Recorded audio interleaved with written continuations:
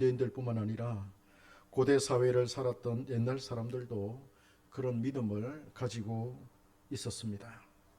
옛 사람들이 살았던 풍습이나 또 장래와 문화를 우리가 곰곰이 살펴보면은 이것을 확실히 알 수가 있습니다.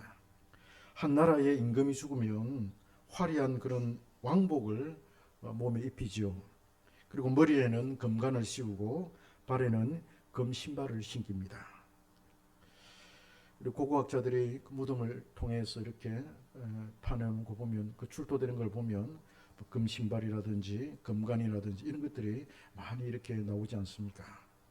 그리고는 시신을 이렇게 누인 그 무덤 안에는 온갖 그림으로 아름답게 장식을 하고 자신이 사용하던 애장품이나 또 소중한 물품들을 그 안에다가 함께 넣어줍니다. 저승에 가서도 자신에게 수종을 들어야 할 종들이 있어야 하니까 그 종들도 죽여서 함께 저승으로 데리고 갑니다. 이러한 현상이 약간의 차이는 있지만은 신라나 백제나 고구려나 삼국시대뿐만 아니라 고려 조선시대에도 비슷하게 나타나고 있습니다. 중국의 진시황은 영생불사를 꿈꾸면서 무덤을 아예 지하 궁전으로 그렇게 만들었습니다. 수많은 그런 병사들의 모양을 흙으로 만들어서 넣고는 자신을 호위하게 하였죠. 내가 저승에 가서도 이렇게 병사들의 호위를 받고 내가 들어가서 그 누구도 나에게 덤비지 못하는 그런 사람이야, 이렇게 떨치면서 저승에 가기를 원했던 것이죠. 이 모든 것은 내가 지금 현재 누리고 있는 이 지위가 영원히 계속되어야 한다라고 하는 그런 욕망에서 비롯된 것입니다. 이 세상에서 이루어놓은 나의 업적이나 사회적 지위나 부요함이 다음 세상에서도 계속 이어질 것이라고 믿었던 것이지요. 오늘날 많은 현대인들도 그와 같은 생각을 하고 있습니다. 아깝잖아요. 내가 열심히 해가지고 차수생각을 해가지고 이루어놓은 그런 대기업이 있는데 그걸 놓고 빈손으로 가려니 얼마나 아깝겠습니까? 안 그렇겠습니까, 교수님? 나의 지위와 명예와 부가 다음 세상에서도 그대로 이어질 것으로 여기고 있습니다. 다음 세대가 없다, 저 세상이 어디 있느냐, 없다, 이렇게 생각하는 사람들은 흥청망청 마음껏 이 세상을 누리면서 살고자 하는 그런 마음이 있습니다만, 그래도 양심으로 저 세상은 있어, 저 세상은 있을 거야, 그런 믿음을 갖고 있는 사람들은 그래도 그 지위와 부와 명예가 계속 이어질 것을 기대하고 있는 것입니다. 성경에 등장하는 부자와 나사로 비유에서 부자가 지녔던 생각이 바로 이와 같았습니다. 거지 나사로와 부자가 동시에 죽었습니다. 나사로는 낙원에 갔고 부자는 지옥에 갔습니다. 부자는 거기에서도 자신의 지위가 그대로 유지된다고 보았습니다. 그가 나사로를 하대합니다. 나사로를 하대하는 것을 통해서 우리가 알 수가 있는데요, 또 나사로에게 명령하는 것을 통해서도 우리가 그것을 알 수가 있습니다. 나사로의 손가락으로 물을 찍어가지고 나에게 보내달라. 그러면 그 물 찍은 손가락이 내 혀에 대면 내 혀가 서늘하지 않겠습니까? 아직도 나사로를 거지 나사로로 보고 있는 거예요. 저승에 가서도 그렇게 보고 있는 거예요. 거지 취급하고 있는 이 대목이, 그가 아직도 저승에 갔어도,에도 불구하고 아직도 그 지위가 나는 부자다라고 하는 그런 생각을 갖고 있는 것을 보게 된 것입니다. 거지 나사로와 부자 비유에서 말하는 교훈은 이 세상에서의 지위가 저 세상에 가서는 완전히 바뀌어질 수 있다, 이것을 말하는 거예요. 부자는 평소에 자신의 지위와 부유함이 영원히 지속될 것처럼 그렇게 살았습니다. 날마다 자신의 지인들을 집에다가 불러놓고 잔치를 벌였습니다.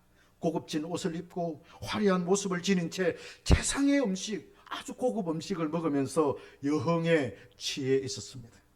물론 이것이 세상을 다스리는 정치 스타일일 수도 있고 사람의 마음을 훔치면서 더 높은 자리에 앉고자 하는 그런 욕심의 표현, 정치적인 그런 표현일 수도 있습니다. 그럼에도 불구하고 그는 자신의 그 풍요로운 상태가 영원히 계속될 것으로 여겼다는 거예요. 그러나 그는 죽었습니다.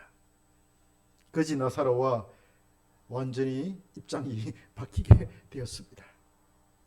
거지와 부자의 비유에서 거지가 왜 천국에 갔고 부자가 왜 지옥에 갔는지에 대해서 그 이유가 뭐냐?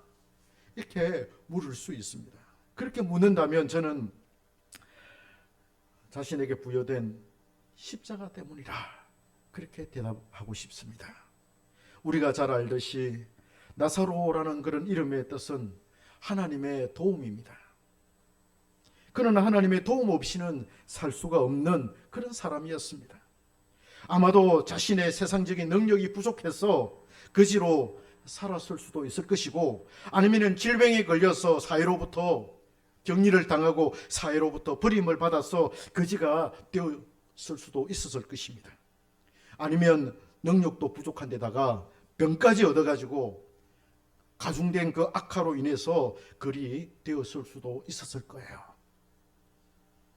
보통 노숙자들을 우리가 한번 살펴본다든지 또 거지를 이렇게 살펴보면 자기 질병 때문에 그렇고 또 약간 정신이 조금 이렇게 또 상해서 그럴 수도 있고 여러 가지 요인이 있지 않겠습니까?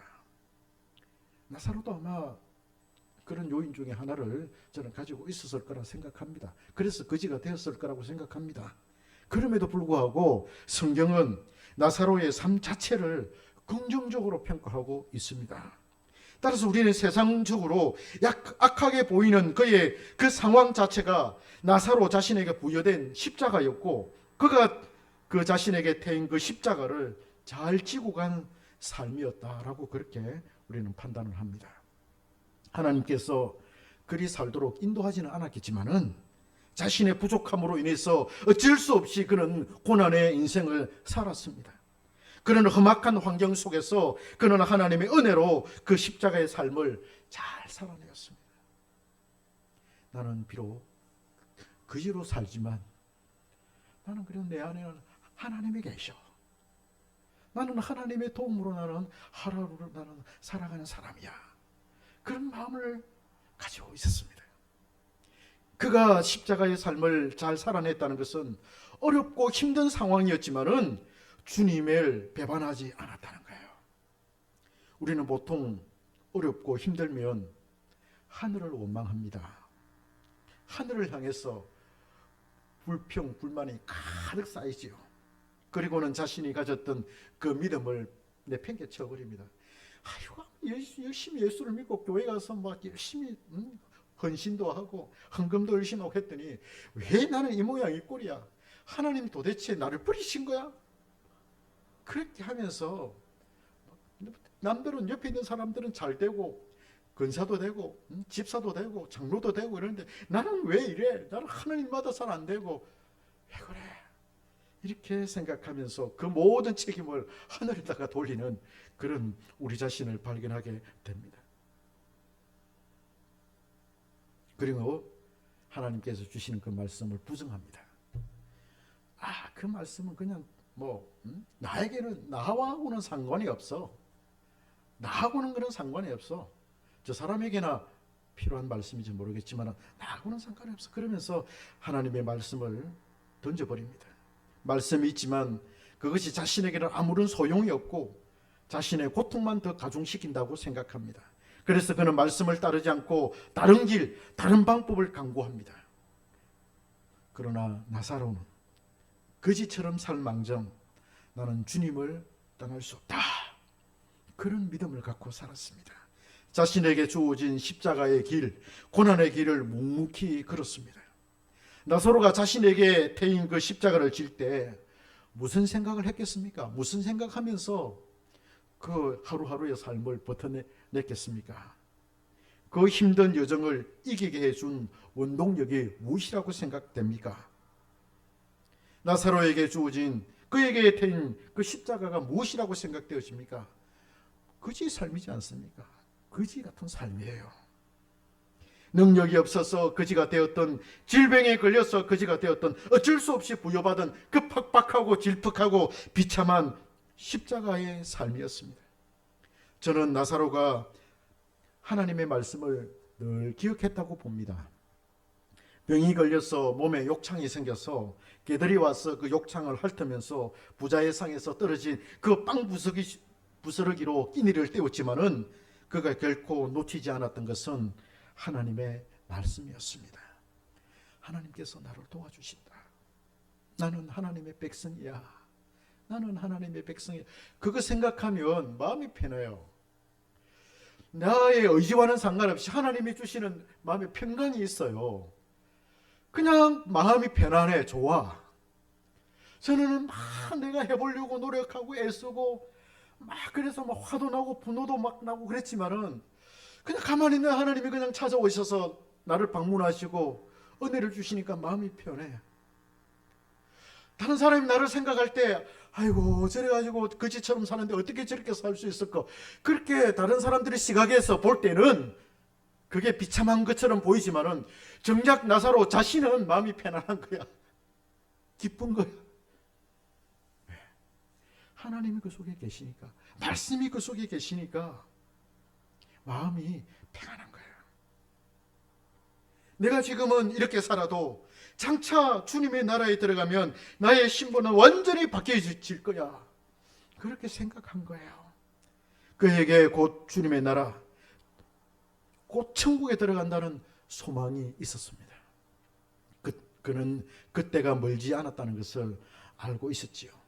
이것이 그가 자신에게 태인 십자가를 지고 갈 때 엄청난 원동력이었고 힘이었습니다.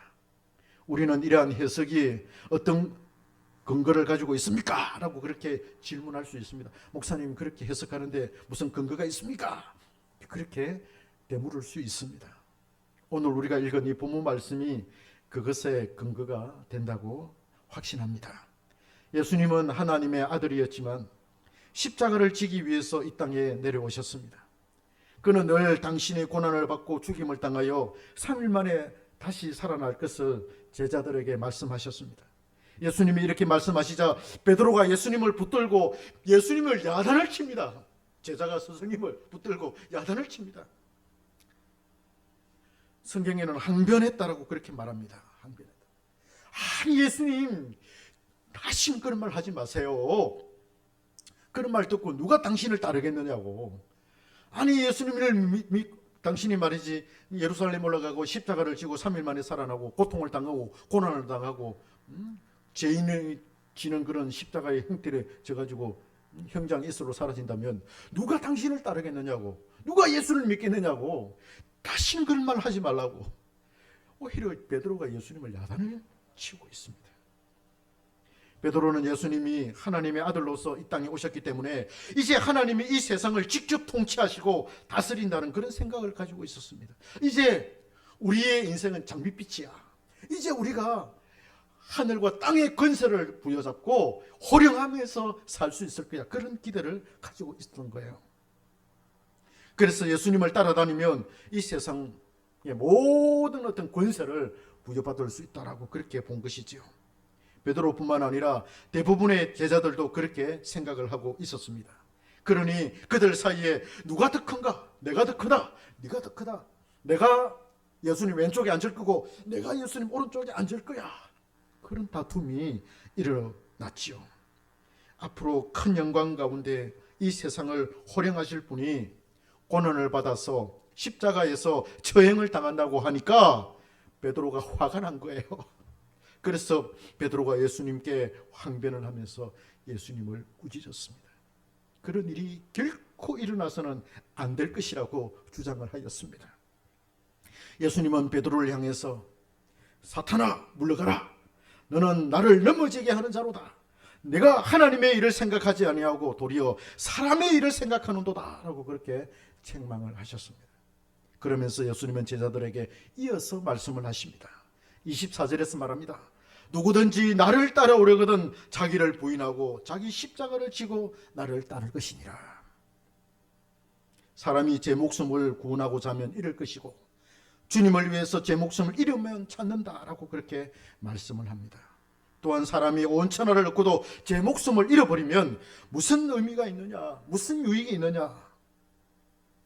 자기 무엇으로 자기 목숨과 바꿀 수 있겠느냐, 그렇게 말씀을 하십니다. 우리는 여기에서 우리가 져야 할 십자가가 무엇인지, 주님께서 십자가를 지셨는데 자기 십자가를 지고 나를 따를 것이라고 말씀하셨는데, 그러면 내가 져야 할 그 십자가가 무엇인지를 세 가지로 나누어서 간단하게 말씀을 드리고자 합니다. 첫째는 자신에게 현재 주어진 상황이 자신이 져야 할 십자가입니다. 어떻게 보면 그 사람에게 주어진, 나에게 주어진 운명이라 할 수 있습니다. 주님은 자신에게 부여된 고난의 상황을 회피하지 않았습니다. 원망하거나 불평하지 않고 묵묵히 그 길을 따라갔습니다. 그 십자가는 주님이 담당하지 않으면 안 되는 거였습니다.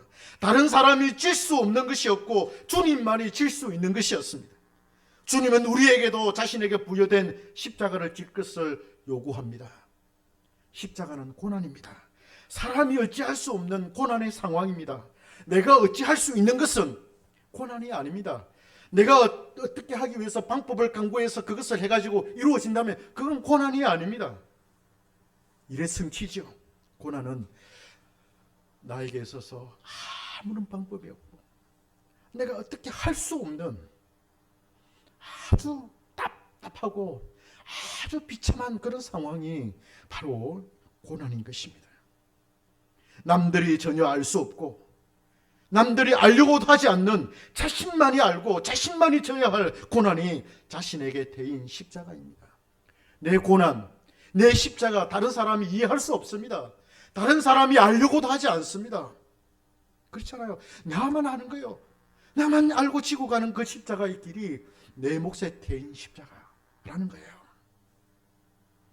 나사로에게는 거지라고 하는 그 상황이 그의 십자가였습니다. 우리는 모두가 다 나사로처럼 거지가 되어야 한다고 생각해서는 안 됩니다.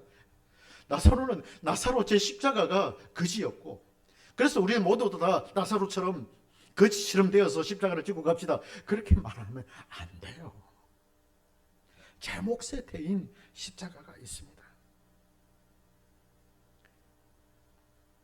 나사로는 나사로대로 주님으로부터 부여받은 십자가의 길을 간 것입니다. 우리는 우리에게 주어진 그 고난의 길이 있습니다. 경제적으로 어려운 형편일 수 있습니다. 남편이나 아내나 또 자녀 그 문제일 수 있고 가정의 문제일 수가 있습니다. 자신이 도저히 어찌할 수 없는 힘들고 어려운 그 고난의 상황이 바로 십자가입니다. 십자가는 내 성질대로 내 생각대로 행하는 것이 아닙니다. 십자가는 자신을 죽이는 길입니다. 자신의 본성을 죽이고 묵묵히 참고 견디며 가는 길입니다. 그것이 나의 사명이라는 거예요. 내가 이 세상에서 가지는 직업일 수가 있고 내가 돌보아야 할 가족이나 내가 부양해야 할 그런 노부모님이 될 수가 있습니다. 그 어려운 상황을 잘 참고 견디며 가는 것입니다. 제가 한 번은 금요일 날에 인천교회에서 금요 기도를 설교를 하는데 고린도전서 13장의 사랑을 가지고 설교를 했어요. 사랑은 여러분 감정이 아닙니다. 사랑은 의지입니다. 지난번에도 한번 설교했잖아요. 그래서 그 의지에 대한 그 오래 참고 견디고 인내하는 것에 대해서 설교를 했더니 설교를 마치고 권사님 한 분이 와가지고 목사님 오늘 설교 너무 좋았고 은혜 받았으며 꼭 나에게 하는 그런 소리 같았습니다. 왜 그래요? 이랬더니 자기가 치매에 걸린 또 어머님을 이렇게 모시고 있는데 너무 힘들대요. 그 어머니 모시는 게. 정상적인 어머니도 모시기 힘든데 치매까지 걸렸으니까 얼마나 힘들겠어요. 그냥 막 때로는 막 짜증도 나고 막 화도 나고 그러니까 막 그냥 어머니한테 막 그냥 화도 내고 막 그랬는데 권사가 돼가지고 그리스도인이 돼가지고 아무리 그런 연약한 그런 치매 걸린 그 어머니에게 화로 내고 막 이런 것에 대해서 늘 마음에 묵은 짐으로 이렇게 남아 있었던 것 같아요. 그래서 이제 설교에 사랑이라는 건 감정이 아니고 의지입니다. 오래 참는 겁니다. 그 상황을 참아내는 것입니다. 이렇게 했더니 막 그 은혜를 엄청 받았는 것 같아요. 그래서 목사님 감사합니다. 그러면서 또 참고 견디겠습니다. 내 십자가를 지고 가겠습니다. 그렇게 고백을 했더랬습니다. 여러분, 십자가는 그 상황을 참고 견디며 가는 거예요. 이때 우리에게 무엇이 필요합니까? 하나님의 말씀입니다. 천국에 대한 강한 확신입니다. 천국이 있기 때문에 현재 비참한 상황을 참고 견딜 수 있는 것입니다. 내가 그곳에 간다는 확신이 있기 때문에 버텨내는 것이죠. 그것이 없으면 견뎌낼 수가 없습니다. 두 번째로 우리가 알아야 할 십자가가 있습니다. 우리가 우리에게 태인 십자가를 질 때 그것이 우리 주님과 결부되었다는 거예요. 결부되어져 있다는 거예요. 우리 주님께서 말씀하십니다. 누구든지 나를 따라오려거든, 그렇게 말씀하시고, 그리고 자기 십자가를 지고 나를 따를 것이니라, 이렇게 말씀을 하십니다. 십자가를 지는 것은 주님을 따르는 것, 그것을 말하는 거예요. 주님께서 당신의 십자가를 지고 가셨던 것처럼 우리도 우리의 십자가를 지고 주님을 따르라는 거예요. 주님을 따르는데 주님은 주님 자기 십자가를 졌고, 우리도 우리에게 태인 그 십자가를 지고 누구를 따르느냐? 주님을 따른다는 거야. 그걸 말씀하고, 그래서 이 십자가를 지는 것은 우리 주님과 결부되어져 있다라는 것입니다. 십자가를 지는 목적과 이유를 말씀하고 있습니다. 우리가 왜 어려운 십자가를 져야 합니까? 왜 우리는 고난을 견뎌야 하고 비참한 상황을 참아내야만 합니까? 주님 때문입니다. 주님 때문입니다. 예수 때문입니다. 십자가를 지는 것은 주님을 따르는 길입니다. 이로써 우리가 주님의 제자인 것을 드러내는 거예요. 그 길이 제자의 길입니다. 제자는 스승이 걸었던 길을 자신도 따라가는 사람입니다. 그 사람이 제자예요. 교수님 제자들 많지 않습니까? 예수님하고 예수님의 그 제자와의 관계는 스승이 따라간 그 길을 제자도 따라가는, 그게 바로 참된 스승과 제자의 관계입니다. 스승님은 십자가를 지고 어렵게 고난을 당하며 갔는데 나는 그 길 못 가겠어요. 나는 영광의 길을 가겠어요. 그럼 이게 제자예요? 아닙니다. 그럼 무슨 제자예요? 그 제자 아닙니다. 주님께서 걸으신 이 길은 처음부터 영광스러운 길이 아닙니다. 처음에는 우리가 통과해야 할 고난의 길이요, 좁고 협착한 길입니다. 그리고 좁은 문입니다. 이 길이 얼마나 힘들고 어려운지 찾는 사람이 심히 적다, 그렇게 말합니다. 그러나 그 길을 걷고 난 뒤에는 말할 수 없는 영광이 찾아오지요. 주님께서 영광을 받으신 것처럼 우리도 주님처럼 영광을 받게 될 것입니다. 그걸 바라보고 십자가의 길 걷는 것이지요. 이 길이 얼마나 힘들고 어려운지 찾는 사람이 없습니다. 그러나 그 뒤에는 영광이 우리를 기다리고 있습니다. 이 사실이 십자가를 지는 우리에게 매우 큰 힘과 능력이 됩니다. 마지막 세 번째입니다. 그 다음 우리가 생각해야 할 것은 십자가를 질 때 가장 필요한 것을 말합니다. 그게 뭡니까? 그것은 바로 자기를 부인하는 겁니다. 자기 자신을 부정하는 것입니다. 신앙은 사실상 자기 부정입니다. 자신의 본성을 죽여야만 갈 수 있는 길이요, 십자가를 질 수 있는 십자가의 길입니다. 자신이 죽지 않으면 갈 수가 없습니다. 자신의 타락한 본성에서 우러나오는 세속적인 욕망을 죽이는 거예요. 이 세상의 것을 더 많이 가지려는 본성을 죽이는 것이고, 더 높은 자리에 오르려고 하는 그런 욕망을 죽이는 거예요. 물론 하나님께서 높여주시면 올라가야죠. 하나님께서 주시면 받아야죠. 그러나 하나님께서 안 주시는데 막 자기가 욕심을 가지고 나는 것은 거기에서 문제가 생겨요. 하나님이 주시면 받아야죠. 하나님이 올려주시면 올라가야죠. 높은 자리에 올라가야죠. 그래서 하나님의 선을 행하고 덕을 베풀어야죠. 그래야죠. 그러나 그렇지 않은데도 불구하고 자기가 다른 걸 제쳐놓고 그렇게 한다는 것은 문제가 있다는 것이에요. 그리고 내 생각이 틀릴 수도 있다는 것을 알아야 합니다. 우리는 내 생각을 사랑합니다. 우리는 내 감정을 사랑합니다. 내 속에 피어오르는 생각, 내 속에서 피어오르는 그런 감정을 나는 사랑합니다. 그게 옳다고 생각하고 거기에서 우리는 확신을 얻습니다. 그 자기가 느낀 그 느낌, 자기에게 주어진 그런 어떤 깨달음, 그게 옳다라고 이렇게 고집을 피우면서 가지요. 그러나 내 욕망과 내 감정과 내 정서를 우리는 버려야 합니다.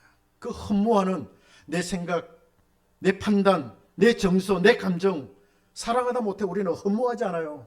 그러나 그걸 부정해야만 합니다. 자기 자신을 사랑하는 그것을 부정해야 합니다. 십자가는 내 생각, 내 감정, 내 판단이 틀릴 수도 있다는 것을 전제합니다. 항상 하나님의 말씀에 비추어서 판단해야 합니다. 하나님의 말씀이 기준이고 표준이고 캐논이지 않습니까? 잣대이지 않습니까? 말씀이 옳으면 옳은 거고 말씀이 틀리면 틀린 거다. 그래서 성경 해석이 너무너무 중요한 것이죠. 항상 하나님의 말씀을 비추어야만 합니다. 그래서 때로는 내 감정을 정죄해야 합니다. 내 욕구와 내 욕망을 정죄해야 합니다. 그것을 십자가에 그래서 못을 박아야 합니다. 그래야만 이 길을 걸을 수가 있습니다. 말씀을 맺겠습니다. 나사로는 이 세 가지의 요건을 모두 충족시킨 사람입니다. 그는 하나님의 도움으로 살았습니다. 그는 철저히 자기 자신을 부정했습니다. 하나님의 뜻이 이루어지기를 간절히 원한 사람이었습니다. 하나님의 뜻만 이루어진다면 자신은 비참한 삶을 살아도 상관없다고 생각했습니다. 그는 어렵고 힘든 고난의 길, 십자가의 길을 걸었지만은 하나님의 말씀이 그를 지탱시켜 주었습니다. 그는 늘 하늘을 생각했고 천국에 입성할 것을 고대하였습니다. 부자와 나사로는 비유입니다. 실제 인물이 아닙니다.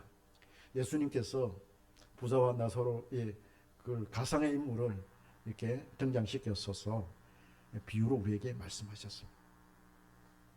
손양은 목사님은 하늘에 이상한 구름만 떠올라도 주님께서 재림하시는가 하고 하늘을 쳐다보았다고 합니다. 그만큼 주님께서 오시기를 소망하였지요. 왜 손양은 목사님이 그랬을까요? 이상한 구름만 떠도 주님께서 오시는 거 아니야? 재림하시는 건 아니야? 그리고 고대하는 마음을 가졌잖아요. 왜 그랬을까요?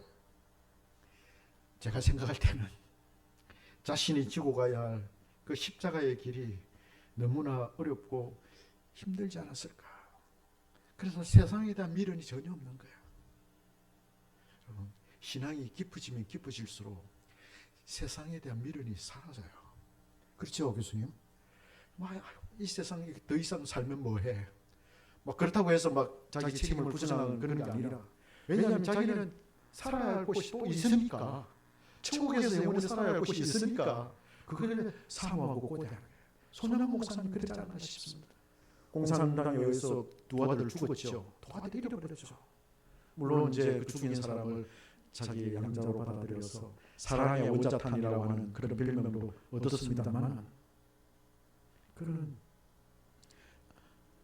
많이 바울처럼 이 세상을 떠나서 주님을 만나고 싶은 그런 욕망, 그런 열망이 큰 사람이 되었다, 이렇게 생각이 됩니다.